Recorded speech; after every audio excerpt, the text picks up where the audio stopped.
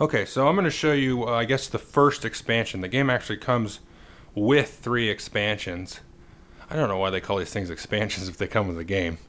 But this first one I really like. I've played the first 2 expansions quite a bit.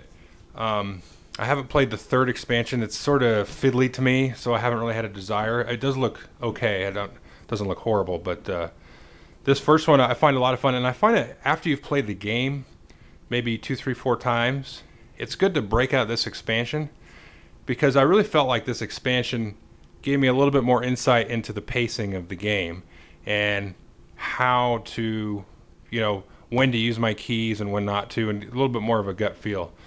And I actually think this expansion, some people might disagree. I feel like this makes it a little bit easier. I could kind of go back and forth on that. So, what is this expansion? Okay, well, you can see I've got these cards, and sorry for the glare, but these are actually a little bit lighter, and they're replicas of the doors. So you take these 8 cards and you shuffle them and then deal them out in a row. And this is the order that you have to find the doors in. So if you find this green door before you haven't found this blue door yet, then it doesn't count and you've got to keep going. So you've got to find the blue door. And you might say, well, geez, the game's, hard enough as it is, and it's a little bit luck-based here with the nightmares. How is that easier?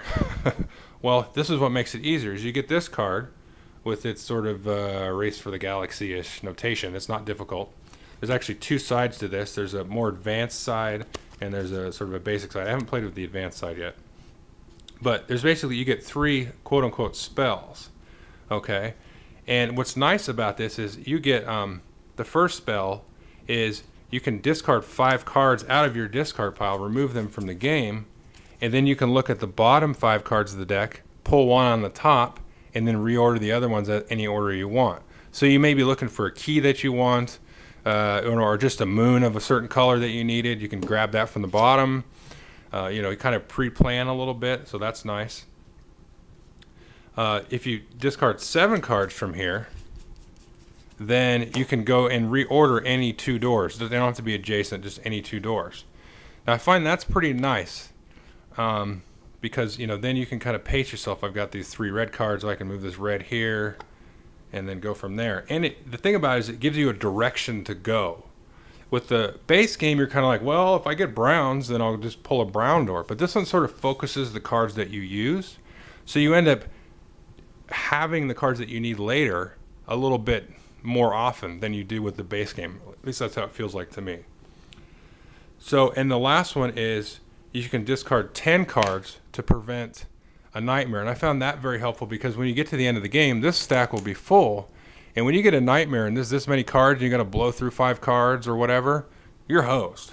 So it's nice to have that as a fail-safe, and that really makes it a little bit easier.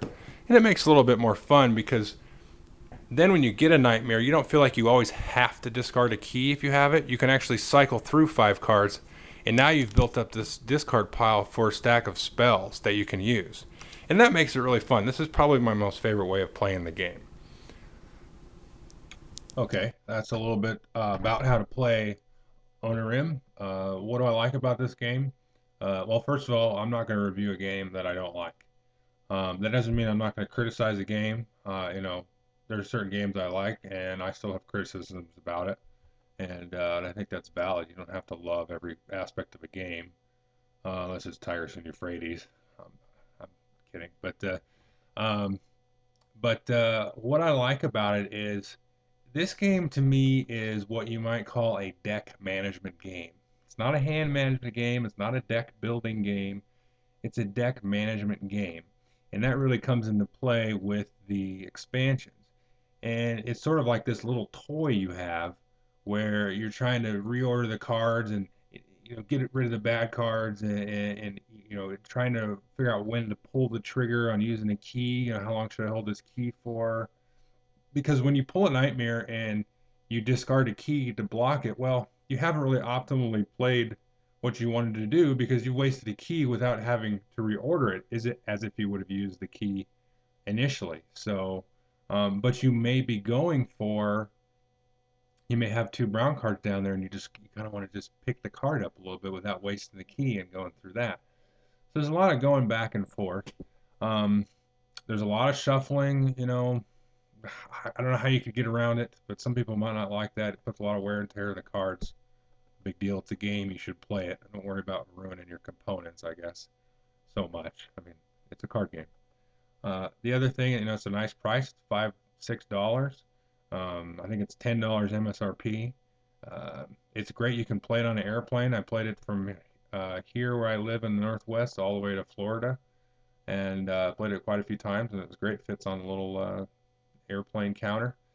Um, it is a card game, so it's luck based. If you can't handle that, then I wouldn't get it. But go into it with the attitude that that I found with it is, if I were to play Klondike or quote unquote traditional solitaire with a deck of 52 cards, I'm gonna win this game a lot more often than I'm gonna win solitaire, and I'm gonna use my brain a lot more playing this game.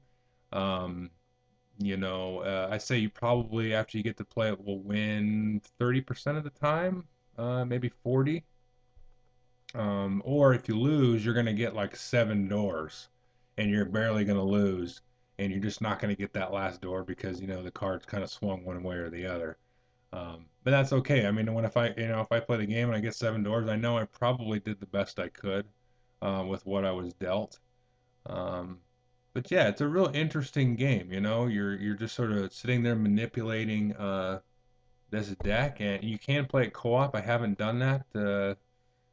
Don't have a desire to necessarily. Maybe one of these days I can talk my wife into doing it, or one of my kids. But they usually want to play something else. But I hope you enjoyed the review, and hopefully I'll do a couple others of these. And I don't score anything. I'm not going to give it an 8 on 10 or anything. I think I did give it a score um, on the Geek. I'm not sure what it was. Probably 8 or something, 7 or 8. But yeah, it's really enjoyable, and it can be frustrating to pull Nightmares up, but it plays in a couple minutes. Uh, and the expansion packs a lot of bang. I mean, it's a ton of bang for $5. So, um, if you want to fill out an order or something on Boards and Bits or whatever, and throw a card game in there, it's fun. It's very portable. Thanks.